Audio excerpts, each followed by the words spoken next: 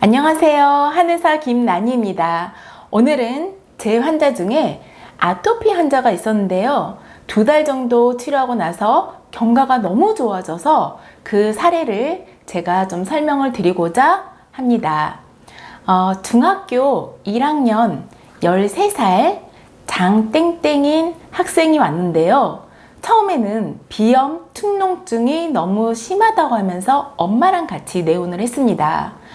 코막힘과 또 밤에 후배로 증상이 심하다 못해 축농증이 너무 발전해서 잠을 못 자서 굉장히 신경질적이고 예민하다고 했는데요.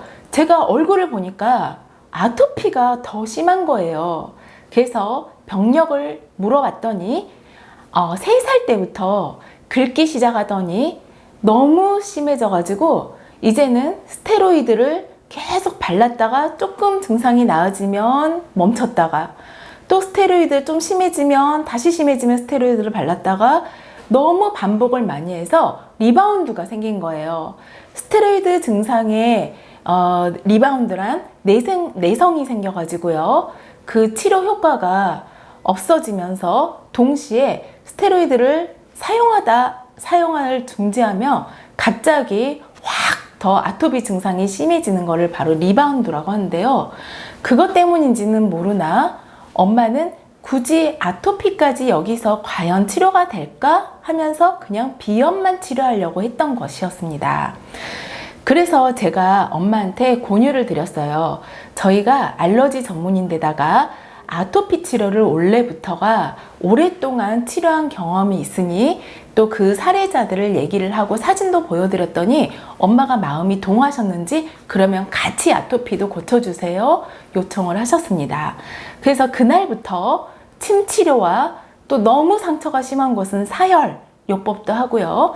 약물, 아토피에 좋은 한약재를 끓여서 직접 피부에 도포하는 방식으로 약물 치료와 함께 이 해열, 해독과 동시에 면역력을 다스려주는 한약까지 처방을 해서 꾸준히 일주일에 2번 내지 3번을 내원 치료하였습니다.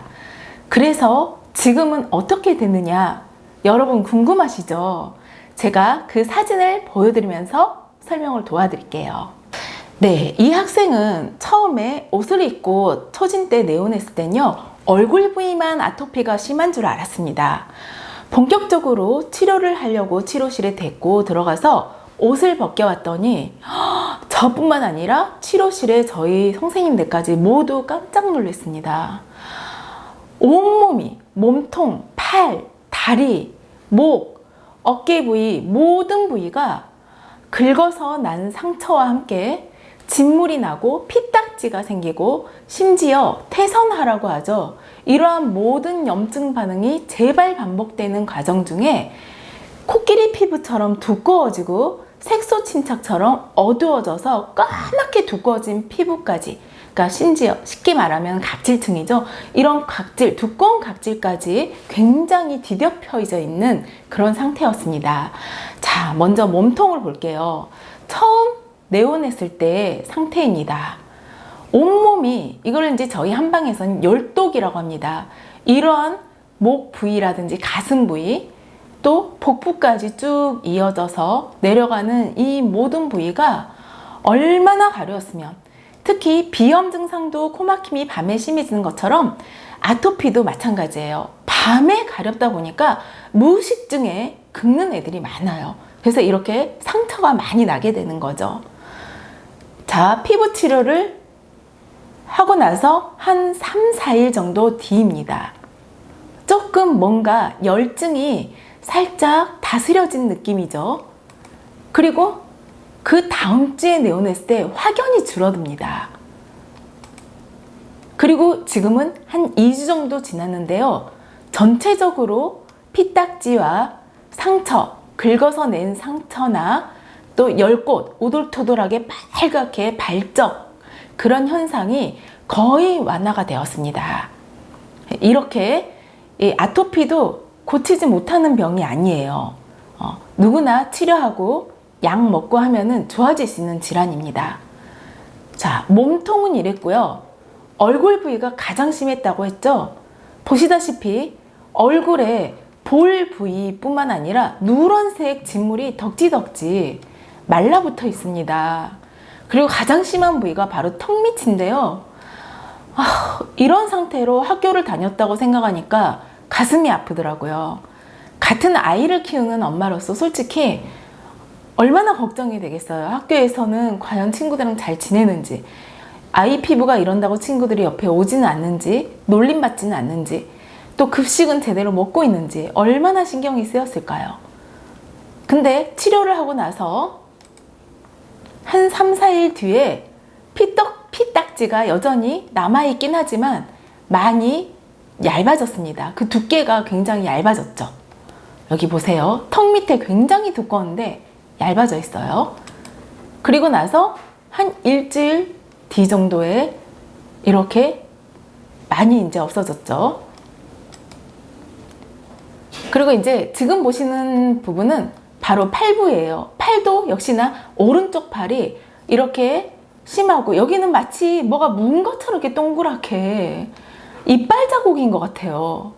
근데 이제 상처를 이렇게 손톱으로 긁어서 파내다 보면은 이렇게 동그랗게 보이기도 해요.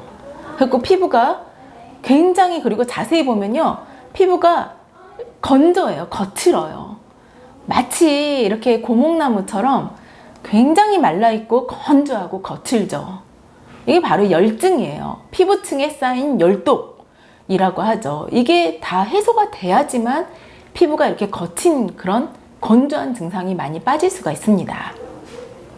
그래서 치료하고 나서 점점 피부가 아까 확대했을 때 건조했던 모습이 많이 촉촉하고 부드러워진 모습입니다. 여전히 가려움증은 남아있기 때문에 손톱으로 이렇게 군데군데 파낸 자국이 있지만 처음보다는 많이 덜한 것을 볼 수가 있습니다. 네, 지금은 이렇게 2주 정도 지났을 때의 모습이죠. 그리고 왼쪽 발도 마찬가지예요. 자세히 보면 피부가 한 겹이 더 있는 것처럼, 붙어 있는 것처럼 두꺼워요. 이렇게 되다가 나중에 이제 태선화가 되면 잘 고쳐지지가 않아요. 어떠한 치료제를 발라고, 뭐 연고 제품이든 그게 뭐 보습제든 이 안에 모공을 통해서 스며들어야 되는데 좋은 약성분이 스며들 수가 없습니다. 이렇게 두꺼우면요. 그래서 치료를 하고 나서 점점 밝아지고, 그리고 열독도 많이 빠져서 군데군데 손톱 자국, 상처 자국만 좀 남아있는 상태인데, 역시나 왼쪽 팔도 많이 촉촉해졌어요. 부드러워졌어요. 건조하면 할수록 굉장히 아토피는 가려움증이 심해집니다. 근데 지금은 이렇게 보시다시피 많이 부드러워진 모습을 볼 수가 있습니다. 그래서 얼굴까지 이렇게 제가 설명을 드렸는데요. 아토피는 한마디로 본인 생활습관, 식습관도 중요하고요. 이 친구 같은 경우에는 밤에 잠을 거의 자지를 못했기 때문에 신경질적이고, 처음 내원했을 때 저랑 눈도 안 마주치고 제가 어떤 증상에 대해서 질문을 해도 답변이 없었습니다. 그리고 몸집이 너무 왜소했어요. 키도 작고 항생제를 너무 많이, 소염제 계통을 많이 먹었기 때문에 음식 맛을 얘가 못 느껴요. 입맛도 없고요. 그래서 너무 키도 작고 왜소하고 밤에 잠을 못 자고 신경질적인 아이였는데, 지금은 한 2달 정도 흐른 지금은 저랑 보고 눈도 마주치고 잘 웃어주고요. 묻는 말에 대답도 잘해주고. 그래서 엊그저께는 엄마가 오셔서 처음으로, 아버지랑 우리 아이가 태어난 이후로 처음으로 극장에 가셨대요. 영화 이제 쥬라기 공원을 봤는데 너무 감동받아서 막 우시면서 저한테 얘기를 하셨거든요. 저도 너무 기분이 좋고, 오히려 제가 힐링을 받고 감동을 받은 그런 경험이 있어서 이렇게 오늘 아토피에 대해서 설명을 해봤습니다.